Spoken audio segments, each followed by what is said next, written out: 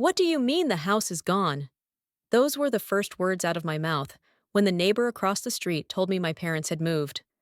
I was standing on the front lawn of what used to be my childhood home in Fresno, California. 4 hours earlier, I had packed a duffel bag and left UC Davis, excited for spring break. But now, instead of being welcomed home, I was staring at an empty house with a for sale sign nailed into the yard and 3 trash bags lined up like discarded memories. My name is Sierra Alvarez, and I'm 21 years old, a pre-law student, a scholarship recipient, a daughter. But that day, I stopped being someone's daughter. Inside one of the black garbage bags was a pair of shoes I wore to my high school graduation, covered in dust. In another, a bundle of books I used to stack on my bedside table, now crumpled. My things were left out like junk for anyone to take. The windows were stripped bare. No curtains, no family photos, no trace of my life there. I dialed my father. 1 ring, 2, 4. He answered. "Oh, Sierra, you found out." "I'm standing in front of the house. Why didn't you tell me?" A pause.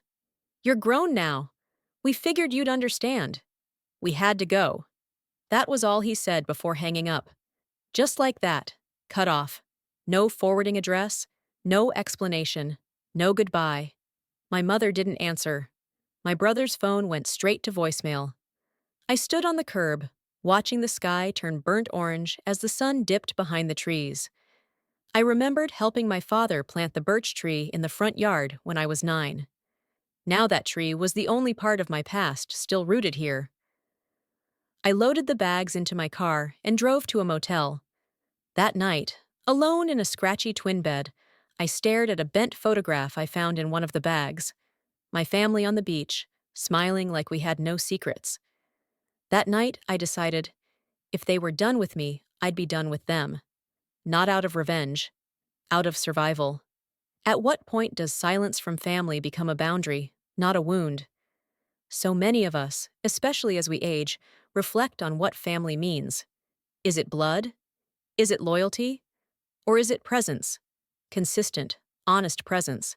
Sierra's moment of reckoning forces us to ask, if those who raised us suddenly walk away without warning, do we owe them our forgiveness or our distance?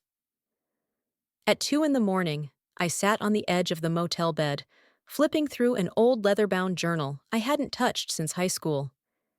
It was buried at the bottom of one of the garbage bags, beneath a tangle of scarves and a crushed bottle of perfume. I didn't remember packing it. Maybe Mom had just tossed things randomly, or maybe she wanted me to remember who I used to be before they shut me out. Page after page, I found notes to myself. Plans, college goals, reminders to call my parents every Sunday. One entry stopped me cold.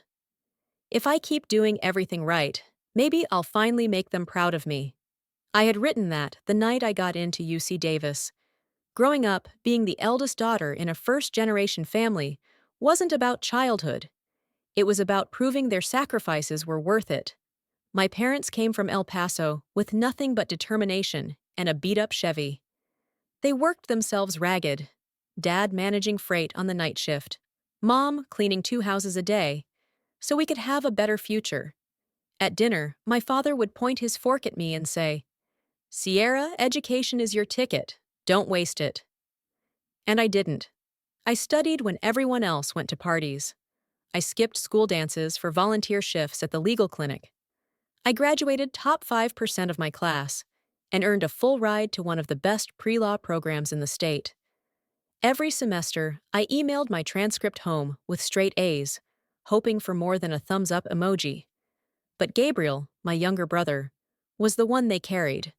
He barely scraped through high school, skipped classes, got caught shoplifting vape cartridges twice, and once crashed Dad's car joyriding through a construction zone. Each time, my parents covered for him. "He's just figuring things out," they'd say, eyes weary but forgiving. "Boys take longer. You're the strong one, Sierra. He's not like you." They never told him to move out, never gave him ultimatums. They bailed him out quietly, kept him fed, clothed, and comforted. Meanwhile, I sent home part of my scholarship money every month, $150, sometimes $200, so they wouldn't have to worry about groceries. I never asked for anything in return. And yet, when it came time to choose who stayed and who was left behind, they chose him. That realization twisted something in my chest. It wasn't just the betrayal of being shut out. It was knowing I had never truly belonged. I wasn't the daughter they clung to. I was the investment they thought had paid off and could now be discarded. Gabriel got grace. I got silence. Back at school, when classmates joked about their crazy parents, I used to smile politely, unsure where my experience fit. But now I understood. Some families don't break overnight. They unravel slowly, favor by favor, silence by silence, until one day you realize the love was conditional all along. I spent the rest of that sleepless night writing, this time not for grades or approval, but to empty the ache from my bones. By dawn, I wasn't just abandoned. I was awake. Professor Helen Wilkins wasn't someone I expected to cry to at 7:30 a.m. on a Thursday. I had shown up outside her office before the sun was even fully up, still wearing the hoodie I slept in at the motel, clutching my backpack like a lifeline. She had just parked her Prius and was juggling a coffee cup, a case file, and a leash attached to a very old pug named Oliver. When she saw my face, she didn't ask questions. She simply said, "Come in," and held the door open. The words tumbled out of me like a broken faucet. My parents had moved without telling me, left my belongings in trash bags, disconnected their phones. I hadn't eaten since the drive down. I had nowhere to go. And worst of all, I couldn't understand what I had done wrong. Professor Wilkins set down her coffee, ushered me into her office, and handed me a box of tissues. Her walls were lined with framed degrees and shelves of books on civil rights law. But what caught my eye was a photograph of her and two young women, one clearly her daughter, the other a former student I recognized from a departmental award ceremony. "You're staying with me," she said before I could finish explaining.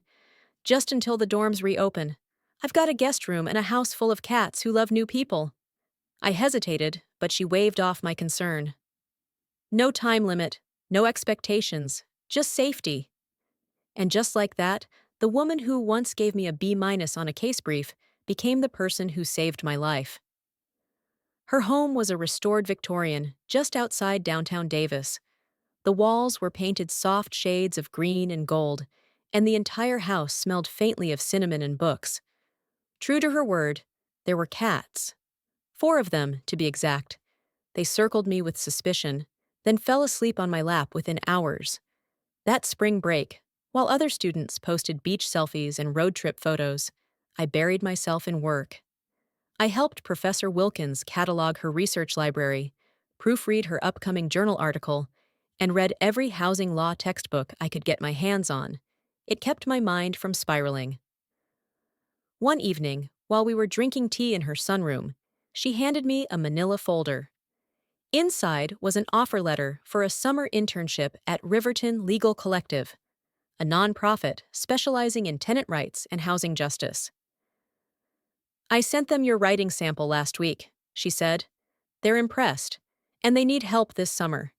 It's not glamorous, mostly research and intake support, but I think it's a good fit." I read the letter twice before looking up. "Why are you helping me?" Helen gave me a long, kind look. "Because someone once helped me when I was 21, and everything fell apart. And because you remind me of myself, except smarter, braver, and probably better with spreadsheets." I took the internship. On my first day at Riverton, I sat through 3 client interviews. A single mother who'd been served an illegal eviction notice, a wheelchair-bound veteran whose landlord had failed to fix the elevator for 6 weeks, and a student from the local community college who returned from winter break to find their apartment rented to someone else. Their stories weren't just sad, they were familiar. They mirrored my own feelings of instability, of being cast aside without warning. I found myself leaning forward, asking questions, writing meticulous notes. Listening, really listening. After one intake session, the supervising attorney, Eleanor Grayson, pulled me aside. "You've got something most law students don't," she said. "You're not trying to impress. You're trying to understand. Clients feel that." She began assigning me more responsibility, drafting letters, compiling case histories, even sitting in on strategy meetings. The work was intense and sometimes thankless, but it lit a fire in me I didn't know I had. I wasn't just helping people find legal recourse, I was helping them stay in their homes, protect their children, hold on to their dignity. One night, after a long day, I found myself alone in the office, staring at a corkboard full of active cases. A sticky note with the name Diane R. caught my eye. A woman whose building was bought out by a developer and given 7 days to vacate with her 2 grandchildren. I didn't cry. I didn't rage. I just whispered, "Not again," and stayed an extra 3 hours preparing her case file for the morning meeting. Living at Professor Wilkins' house, I began to feel safe again. But more than that, I started to feel capable, not as someone's daughter, not as a discarded child, but as a woman building something for herself. One document, one case, one act of compassion at a time. That summer, I stopped introducing myself as just a student. I was an advocate in training, a future attorney, a young woman beginning to define her worth without needing anyone's approval. And for the first time, I saw a path forward, one that didn't include looking back.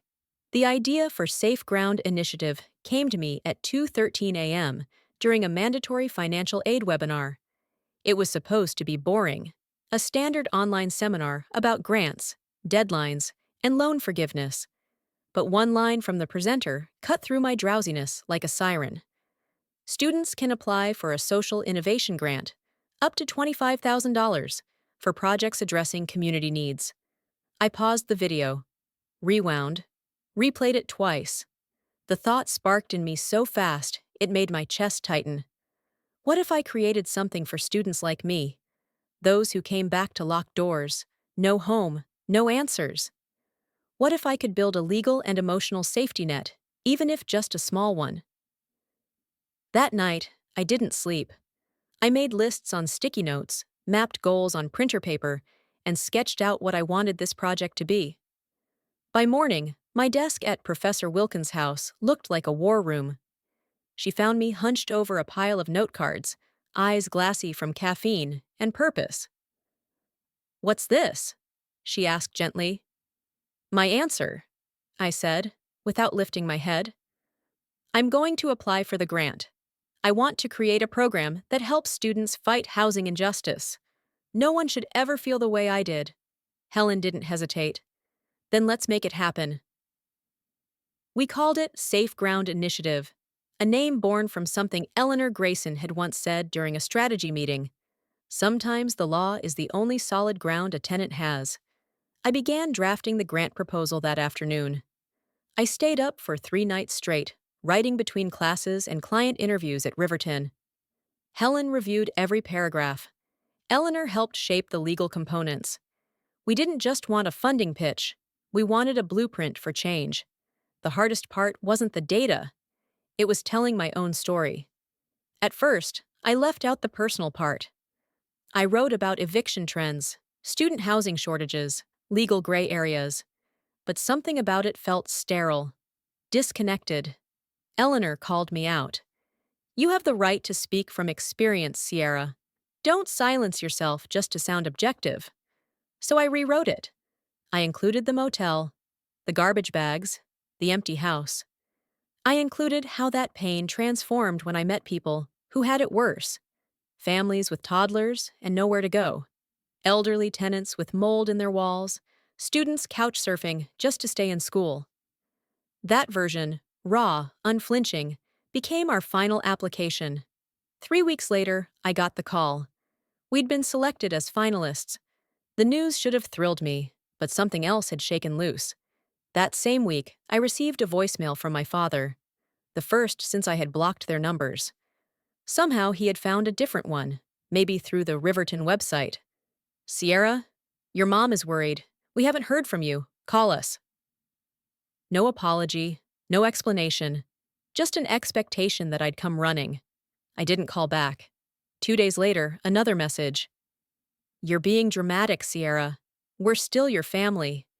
I saved the voicemail, but deleted the number again. I couldn't risk that voice throwing off everything I was rebuilding. The calls began multiplying, first from my parents, then my brother, then even a couple of distant cousins. The pattern was always the same: no acknowledgement, just emotional pressure. It felt like they were trying to remind me of the role I used to play, hoping I'd fall back into it without thinking. But I had changed. I wasn't the daughter who sent home money and asked for nothing. I wasn't the student begging for recognition. I was building something now, something they had no hand in and no power over.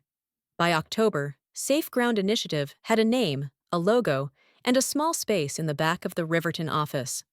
A converted storage room with one desk, 2 folding chairs, and a cheap coffee maker.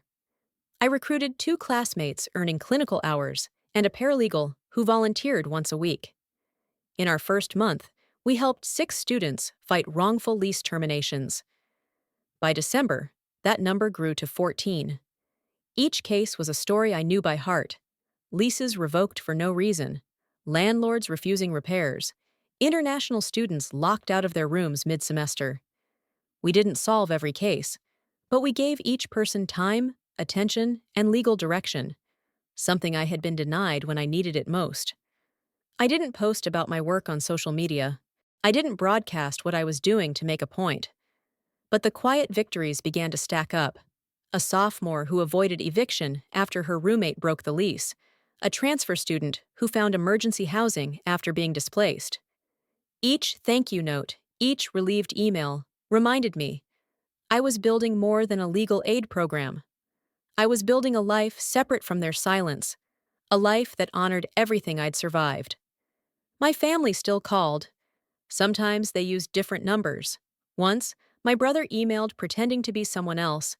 They even sent a Christmas card to Professor Wilkins' address, unsigned but unmistakably written in my mother's handwriting.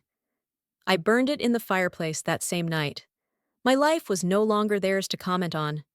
And this fire, this purpose, was finally mine to protect. It was a cold Thursday afternoon in late January when I got the call that would change everything. I was in the middle of reviewing intake forms at the Safe Ground Initiative office when my phone buzzed with an unfamiliar number from my hometown area code. I almost ignored it. After all, I'd gotten good at blocking numbers tied to my past. But something told me to answer. Sierra, it's Mrs. Callahan, from across the street in Fresno. The name hit me like a stone. I hadn't heard her voice since the day I found my belongings on the porch, stuffed into trash bags like forgotten donations. I hope I'm not overstepping, but I need to tell you something, she said. Your old house, it was broken into last night. Your father asked me to check on it, and while I was there, the police found something strange. My grip on the phone tightened. Strange how? They found an envelope on the kitchen counter. It was addressed to you, from a law firm. I only opened it because the police asked me to check if it was important. Sierra, it's about your grandmother's estate. You've inherited property and a bank account. I sat down hard. That doesn't make sense, I said. My grandmother passed away when I was 13. She lived in a modest village in northern New Mexico. She didn't have anything. She did, apparently, Mrs. Callahan replied. The letter says 2 properties were developed on land she owned. They were sold last year, and the proceeds are in a trust. Over $400,000. The law firm said notification was sent months ago. To your parents, since you were under 21 when the process started. My heart plummeted. I barely remember hanging up. My ears rang as I grabbed my laptop and contacted the law firm directly. A patient, professionally detached voice on the other end confirmed every detail. Yes, I was the beneficiary. Yes, my grandmother had quietly maintained ownership of the land, which had been purchased by a resort developer. Yes, the estate had been settled last March, 1 month before my parents moved without a word, 1 month before I was left standing in front of an empty house. They knew. They had known. I dropped my phone onto the desk and stared out the window at the dull winter sky. All this time, I had been wondering what I had done to deserve abandonment. I questioned whether I'd fallen short, failed them somehow. But now the picture was painfully clear. They hadn't just left me. They had tried to cut me out of my own future. I called Professor Wilkins that night. I couldn't speak right away, so I just held the phone as my breathing slowed. They knew about it, I finally said. The money. They didn't tell me. She didn't ask who. She didn't need to. Sierra? She said gently. Have you considered why they might have done it? I don't need to, I snapped, the bitterness sharp in my throat. It was greed. Or control. Maybe both. Maybe, she replied. But hiding an inheritance from your child, someone would eventually find out. Maybe they wanted to tell you later, on their terms, when you needed them. I shook my head, even though she couldn't see me. Or maybe they never planned to tell me at all. I didn't sleep that night. The inheritance had been transferred to my account 2 days earlier. Clean, official, final. The number sat in my online banking app like a stranger staring back at me. For the first time in my life, I wasn't financially tethered to my past. But the freedom didn't feel victorious. It felt like grief. Grief for the version of me who still hoped they'd explain everything one day. Grief for the daughter who once believed that love meant transparency, fairness, family. I didn't tell my parents. I didn't call. I didn't send a single word of acknowledgement. But they called me, again. This time, they found a different way in.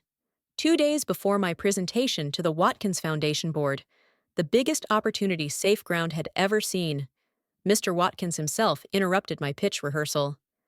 There are people in the lobby, he said awkwardly. They claim to be your family. I froze. Of course they would come now, when the lights were brightest. I asked him to tell them I'd meet them after the presentation, and I delivered the pitch as if my future didn't hang in the balance. Afterward, I met them in the cafe next door. My mother looked older, as if regret had finally taken root in her face. My father's pride still cloaked him like armor. Gabriel looked as if he wanted to disappear. They spoke in turns. Shame, excuses, half-truths, justifications. We didn't want you to worry, my father said. We were ashamed, my mother added. We thought we could fix it before you found out. Fix it? I repeated. You mean sell the house and leave me with nothing? They flinched. I leaned back, arms crossed. You didn't just leave me, you tried to erase me, but I'm still here, and I've built something you'll never take away. I left without hugging them, without offering forgiveness. Not because I hated them, but because I no longer needed them. 2 weeks after I walked out of that cafe, the Watkins Foundation called. Safe Ground Initiative had been awarded the full grant, $300,000 spread over 3 years, with an additional $50,000 allocated for operational expenses. For a moment, I just stared at the phone in disbelief, the voice on the other end still talking, as I tried to process the weight of it all. We weren't a side project anymore. We were a funded, recognized nonprofit, a real force. That same afternoon, a producer from a national news outlet emailed asking to feature our work in a segment about innovative solutions to housing insecurity. It felt surreal. I forwarded the email to Professor Wilkins and Eleanor Grayson with trembling hands. They replied within minutes, each message brimming with pride. The segment aired 2 weeks later. It showed clips of our cramped but bustling office, client interviews, with permission, and a short interview with me, filmed in front of our newly leased community space. I spoke about dignity, access to justice, and the cost of being invisible in a system designed to overlook the vulnerable. I didn't mention my parents once. I didn't need to. Later that evening, Professor Wilkins and I shared a quiet dinner at her house. As we sat by the fire, she said, "If your family reaches out again after this, what will you do?" I didn't answer right away. I was watching the flames, watching them rise and fall like memory itself. I think they already know, I said. There's nothing left to ask for. And I was right. The call stopped. The emails went silent. I learned through mutual acquaintances that they had watched the segment, that my mother cried, that my father said nothing, that Gabriel apparently was the one who turned off the television. But I didn't reach out, not from anger, not even from pain. I had simply grown too far beyond the version of myself that waited for their approval. By March, Safe Ground Initiative had moved into a proper office suite with 2 full-time staff members, 4 rotating legal interns, and a waiting list that stretched for weeks. We held workshops on renters' rights, offered emergency legal clinics, and partnered with the university for policy reform.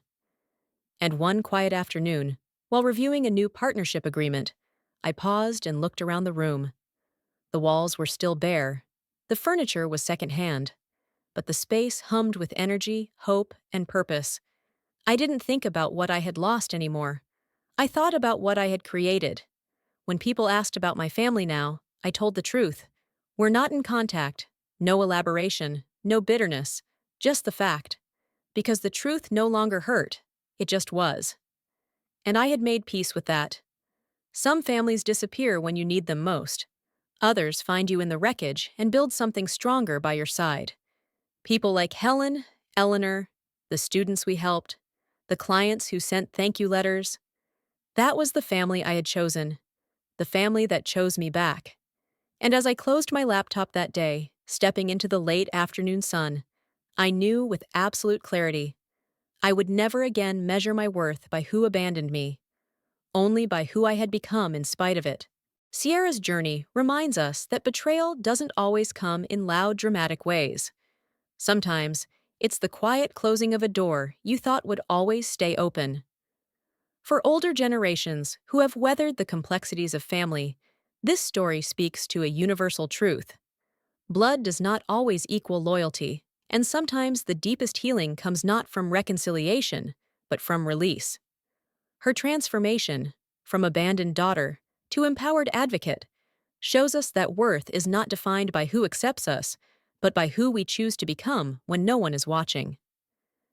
In our later years, we often reflect on relationships, legacies, and what truly matters. Sierra's story encourages us to examine: have we nurtured what is true, or simply endured what is familiar? Her resilience is not about revenge, it's about reclamation. And for those who have been overlooked, silenced, or made to feel disposable, her rise is a quiet but powerful reminder: we can still begin again, no matter how late, no matter who walked away. Sometimes the family we build, through kindness, shared values, and purpose, is stronger than the one we were born into. And that is more than enough